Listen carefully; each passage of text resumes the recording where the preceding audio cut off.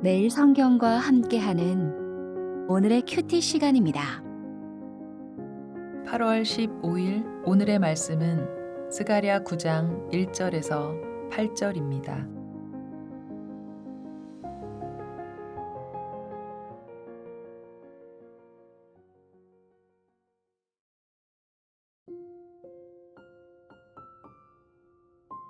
여호와의 말씀이 하드락 땅에 내리며 다메섹에 머물리니 사람들과 이스라엘 모든 지파의 눈이 여호와를 우러러 봄이니라. 그 접경한 하맛에도 임하겠고 두로와 시돈에도 임하리니 그들이 매우 지혜로움이니라. 두로는 자기를 위하여 요새를 건축하며 은을 티끌같이 금을 거리에 진흙같이 쌓았도다. 주께서 그를 정복하시며 그의 권세를 바다에 쳐 넣으시리니 그가 불에 삼켜질지라. 아스글론이 보고 무서워하며 가사도 심히 아파할 것이며 에그로는 그 소망이 수치가 되므로 역시 그러하리라. 가사에는 임금이 끊어질 것이며 아스글론에는 주민이 없을 것이며 아스돗에는 잡족이 거주하리라.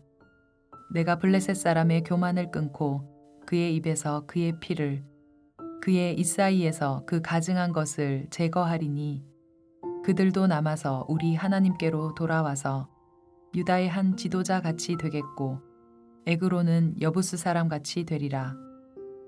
내가 내 집을 둘러 진을 쳐서 적군을 막아 거기 왕래하지 못하게 할 것이라.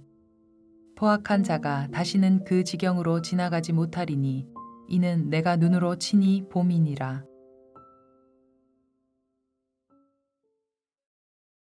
9장부터는 8장까지와는 구분되는 후반부 내용이 시작됩니다. 후반부에는 더 이상 스가랴나 스룹바벨이나 여호수아의 이름이 언급되지 않고 전반부에서 건축 중인 것으로 알려진 성전의 존재가 이미 전제되어 있습니다. 후반부는 전반부와 이전 선지자들의 예언의 말씀을 좀 더 종말론적인 그림으로 재해석하며 안팎으로 힘겨운 현실에 봉착한 공동체를 향해 임박한 하나님의 승리를 선언합니다. 그 선포의 핵심에는 온 천하의 왕이신 여호와께서 계십니다. 9장의 첫 내용은 이스라엘의 주변국에 내리는 심판입니다. 언급되는 도시들이 여럿입니다. 하드락은 정확히 어딘지는 알기 어렵지만 아람과 관계된 성읍으로 팔레스타인의 북쪽 끝에 있었을 것으로 추정됩니다. 그리고 아람의 도시인 다메섹과 하맛이 언급됩니다. 중요하게 다뤄지는 성읍은 페니키아의 항구 도시인 두로와 시돈입니다. 그리고 블레셋의 주요 5성읍 중 가드를 제외한 4개의 성읍이 언급됩니다. 언급된 성읍들을 순서대로 보면 바벨론이나 아수르가 발흥했던 메소포타미아 지역의 군대가 팔레스타인을 침공하는 경로입니다. 하나님이 그 경로를 따라 북쪽 내륙 아람에서부터 두로와 시돈이 있는 해안을 따라 남쪽으로 진행하여 블레셋 지역을 통과하고 마침내 시온에 입성하시는 그림이 그려집니다. 1절을 보면 여호와의 말씀이 하드락 땅에 내리며 다메섹에 머무를 것이라고 기록되어 있습니다.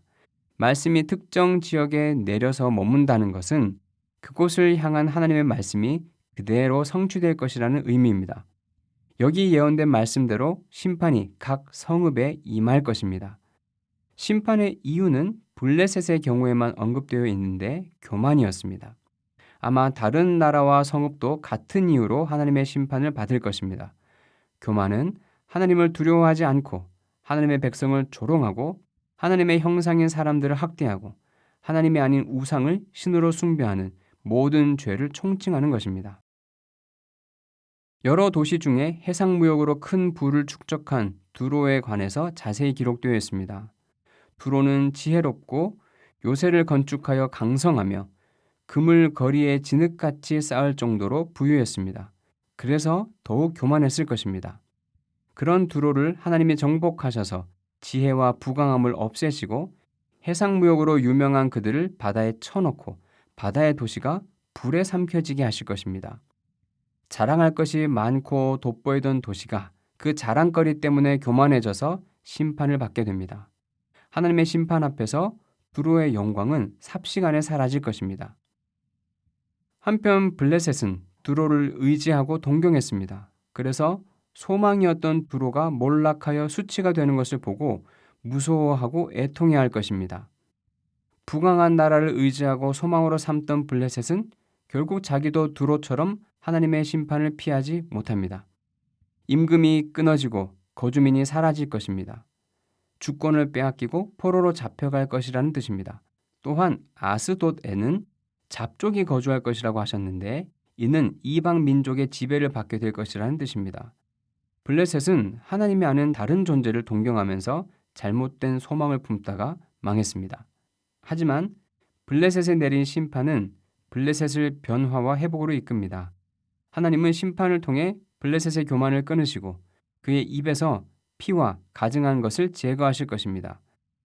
가증한 것은 부정한 음식을 말하는데 피와 부정한 음식을 제거한다는 것은 그들을 이스라엘처럼 구별된 존재로 정결한 존재로 만드신다는 의미입니다.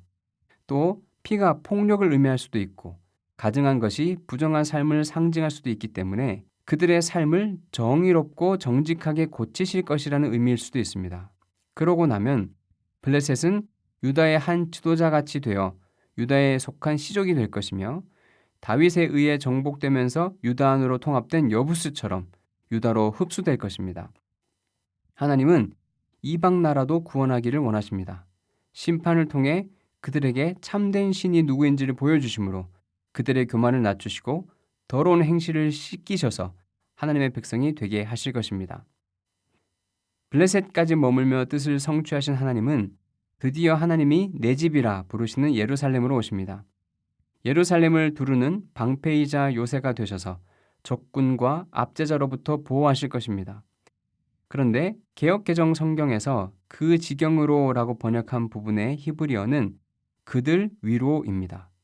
예루살렘뿐만 아니라 다른 것들도 하나님의 보호에 포함된다는 의미입니다. 앞서 유다로 흡수된 블레셋의 예에서 보듯이 그들 위로에서 그들은 예루살렘과 블레셋을 포함한 모든 하나님의 백성을 가리키는 것으로 보입니다. 이방을 심판하신 하나님은 그들을 하나님의 나라로 삼으셔서 예루살렘과 더불어 보호하실 것입니다. 하나님이 눈으로 지켜보며 보호하실 것입니다. 두로 같은 열강을 소망으로 삼던 민족이 이제 진정한 소망이 되시는 하나님을 발견할 것입니다.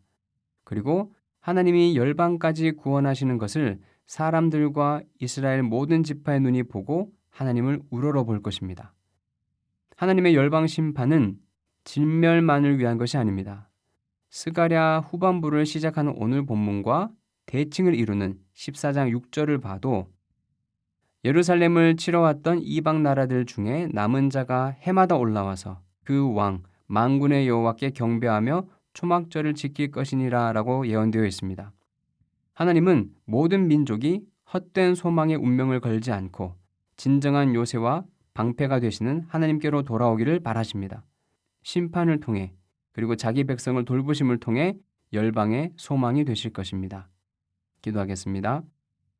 온 세계를 다스리시는 하나님, 교만하게 하나님의 뜻을 거스르는 열방을 심판하시되 그들 중에 남은 자들을 구원하시는 자비의 하나님을 찬양합니다.